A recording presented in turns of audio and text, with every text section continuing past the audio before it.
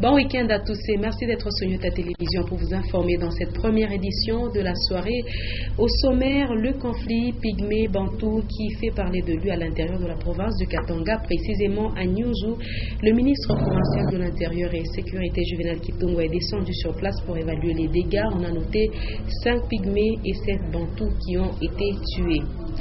À suivre aussi la cérémonie de pose des pierres tombales en mémoire de l'abbé Kaose et Jason Sendwe Académie, une initiative de Moïse Katumbi Chapwe et tout son gouvernement, et c'est le vice-gouverneur Guibert Paul Diaf-Chibal qui a présidé cette cérémonie. Pour commencer, en signe de souvenir et de respect aux morts, le gouverneur Moïse Katumbi et son équipe ont fait commander des pierres tombales en mémoire de Jason Sendwe et de l'abbé Stéphane Kaozi. Plus de 50 ans après leur mort, c'est sur leur tombe académique qu'elles ont été posées. Le vice-gouverneur Guibert Paul Diaf-Chibal y a donc représenté l'autorité provinciale empêchée. Non, Landou Stéphane Sisso nous en dit plus. Une fois encore, l'honorable Moïse Katumbi Chapwe et le gouvernement provincial du Katanga viennent de raviver la mémoire collective en honorant un demi-siècle après leur mort deux grands noms de l'histoire de la RDC et du Katanga en particulier. Au nom du respect dû aux morts et de la reconnaissance de leur engagement pour un Katanga et un Congo meilleur, il a fait commander des pierres tombales en mémoire du premier prêtre congolais de l'église catholique, l'abbé Stéphane Kaose, du leader politique katangais Jason Sendwe, ainsi que des deux de ses collaborateurs fauchés par la mort le même jour que lui, son secrétaire et son garde du corps. Des pierres tombales qui ont été découvertes et posées sur les lieux de leur sépulture funéraire dans la ville de Kalemi au Tanganyika ce vendredi 8 mai 2015. Un moment historique au cours duquel le gouverneur Moïse Katumbi Chapwe, absent du pays, s'est fait représenter par son vice-gouverneur Guibert Paul Diaf-Chibal, qui va se recueillir sur les 4 tombes, accompagné des membres de famille des illustres disparus, dont Madame Clémentine Ngoï Sendwe, la fille aînée de Jason Sendwe, qui, croulant sous le poids de l'âge, a tenu à vivre cet instant chargé d'émotions, rendu possible par un homme et un gouvernement qui savent respecter et revaloriser la mémoire des plus dignes de leurs fils morts pour la patrie.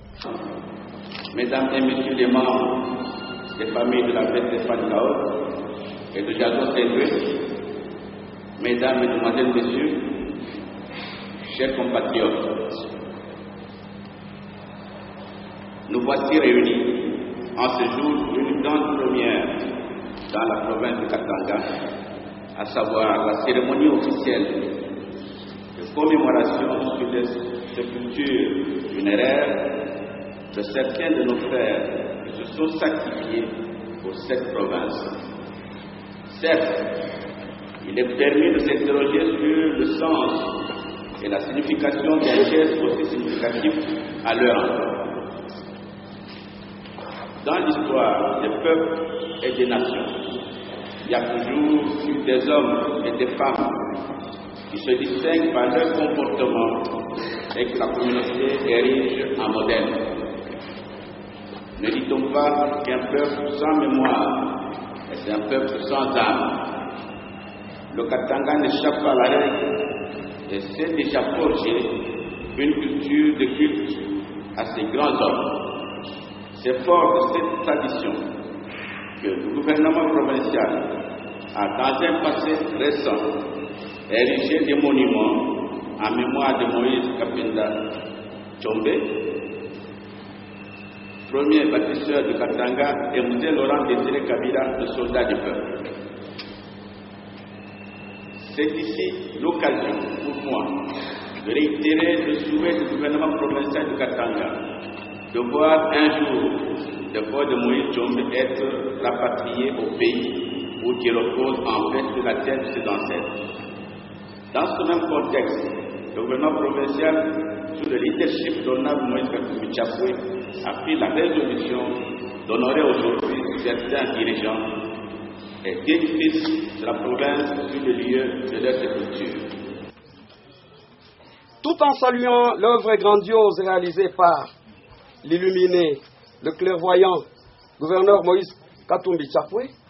Un geste qui fait suite aux mêmes honneurs que l'honorable Moïse Katumbi Chapwe et son équipe firent à Moïse Kapenda Tchombe et Mzé Laurent Désiré Kabila, dont des statues dominent la ville de Lubumbashi. Ne dit-on pas que celui qui sait d'où il vient sait forcément où il va? Et nous allons rester à l'intérieur de la province du Katanga pour dire que le conflit pygmée-bantou refait surface dans le territoire de Nyunzu. La situation sécuritaire et humanitaire se dégrade au jour le jour.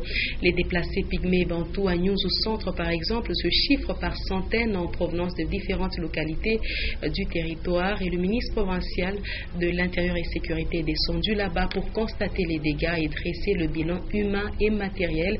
Selon les sources officielles, il y a eu 5 pygmées et 7 bantous tués, des cases incendiées et des centaines de déplacés. Explication de Léon Magloire Mongamtoali.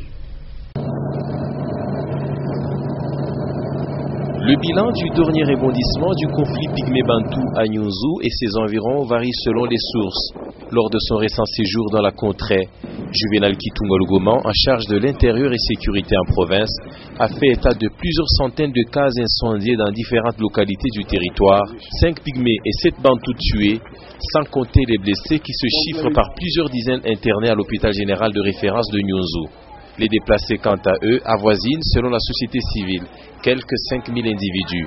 Parmi les blessés graves, le jeune Kabwe Selemani, dont un pygmée a logé depuis jeudi dernier une flèche empoisonnée dans la colonne vertébrale. L'infortuné a été transporté de Nyunzu à Lubumbashi en passant par Kalemi avec sa flèche dans le dos pour une intervention chirurgicale aux frais du gouvernement provincial du Katanga sous les auspices du ministre provincial de l'Intérieur. Nyunzu, une cité de nos jours enclavée parce que tout autour l'insécurité règne à maître, causée par ce nouveau rebondissement du conflit pygmée-bantou. Et cette situation est à la base de la flambée des prix qui a causé la famine et la pauvreté, frappant actuellement de plein fouet tout le territoire de Nyunzu.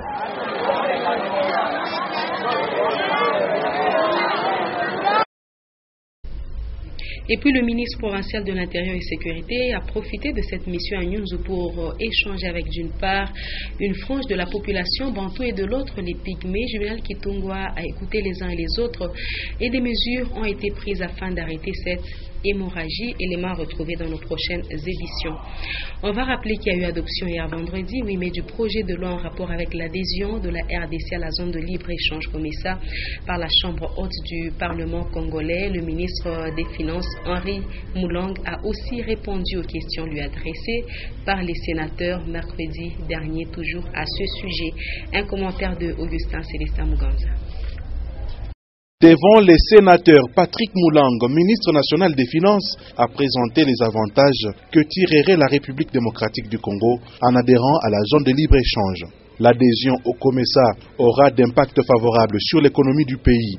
C'est notamment la suppression de la tracasserie au niveau des frontières, la suppression des taxes illicites, ainsi que la création d'une banque afin de financer quelques projets issus des pays membres. Étant donné que le projet de loi sous examen, s'il est voté, ne sera probablement promulgué que vers la fin du mois où cette perte serait encore plus faible.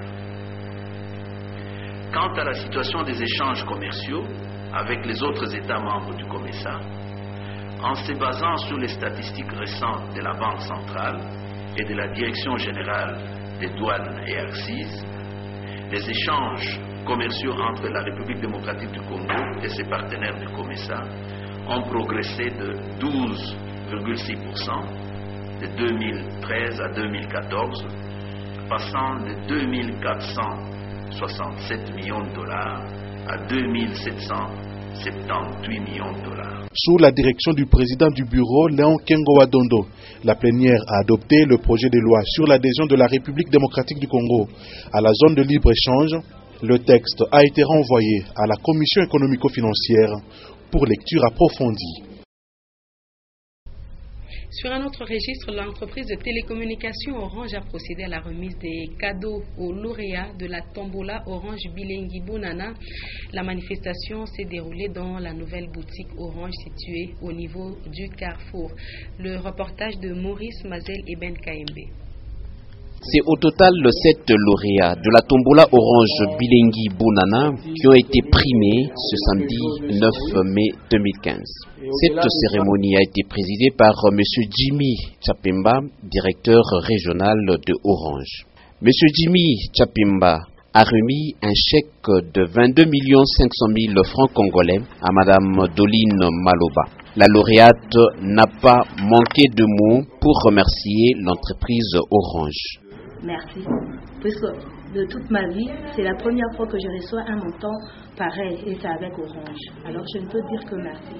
J'ai-être ça ne peut pas suffire, mais c'est le mot que je peux trouver. Après, le directeur régional a eu à fixer l'opinion sur le bien fondé de la dite tombola. J'aimerais plutôt remercier ceux de nos abonnés qui ont bien voulu participer à un concours comme celui-là, le Orange Bilengi Bonana, et Madame à côté de moi ici vous a suffisamment donné les preuves.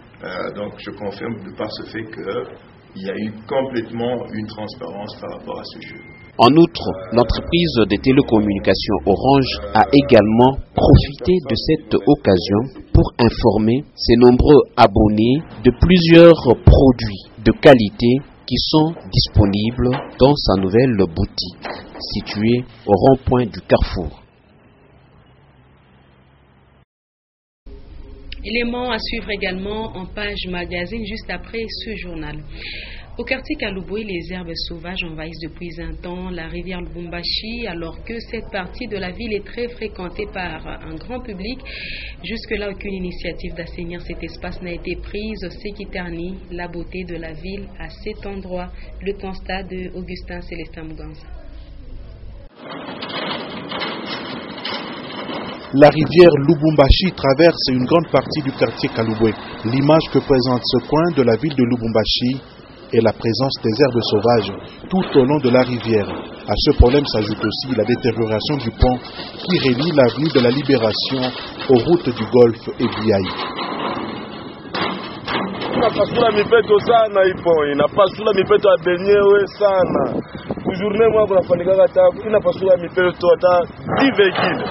Nous enregistrons de plus en plus de crevaisons à cause du mauvais état du pont. C'est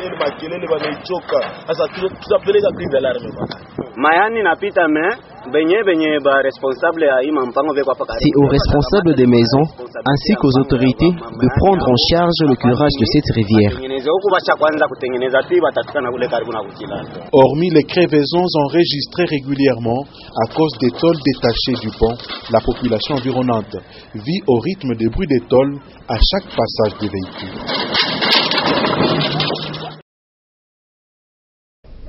Et voilà, madame, messieurs, ça sera la fin de ce journal du week-end. Le rappel des titres avant de nous quitter. Le conflit Pygmée-Bantou fait parler de lui encore à l'intérieur de la province du Katanga, précisément à Nyunzu. Le ministre provincial de l'Intérieur et Sécurité est descendu sur place pour évaluer les dégâts. 5 Pygmées et 7 Bantous ont été tués. Il est également question de cette cérémonie de pose des pierres tombales en mémoire de l'abbé Kaose et Jason Sende à Kalemi, une initiative de Moïse Katumbi et toute son équipe, et c'est le vice-gouverneur Guibert Paul Iaf Chibal qui a présidé cette cérémonie sur place à Kalemi. Fin complète de cette session d'actualité. Je vous laisse comme promis suivre en page magazine cette activité de l'entreprise de télécommunications Orange qui a remis des primes aux lauréats gagnants. Juste après la page magazine interviendra le journal des sports, Sportstar, dans une présentation de Pascal Mangala Marmotte. Très bonne suite de nos programmes.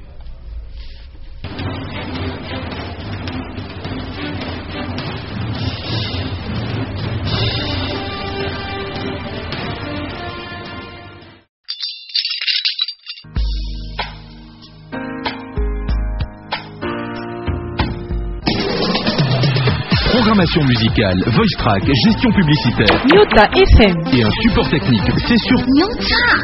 Écoutez, c'est une nouveauté.